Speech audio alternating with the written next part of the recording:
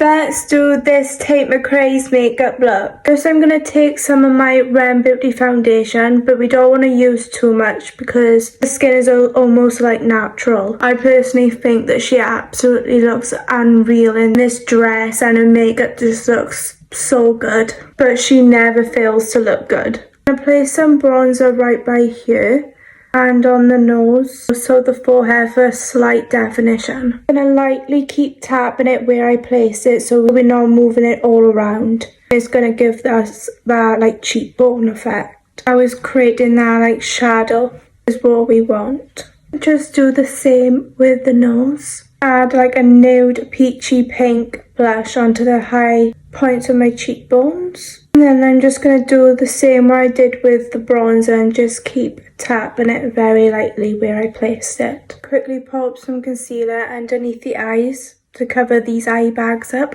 because they're looking very terrible today. Concealer I'm using is my House Labs one, and this is personally my favourite concealer of all time. It instantly melts into your skin. It's just so easy to use. Before I set my concealer in place, I am going to just quickly pop some powder bronzer on just to give that like extra definition and warmth. And also doing the same with the nose contour. I'm just going to set the concealer in place using my Huda Beauty loose powder. I'm going to carve out a little bit as well so give that extra snatched look. I set the blush that we used earlier using a peachy powder blush. This is just also going to emphasize the blush. For the eyes, I'm going to take a fluffy brush and apply like a light brown shade into the crease and deepen up a bit with a darker brown shade on the outer part of the eye. Taking a brown eyeshadow and creating the most thinnest line across my lash line and doing the most tiniest baby wing, running some brown on the lower lash line also.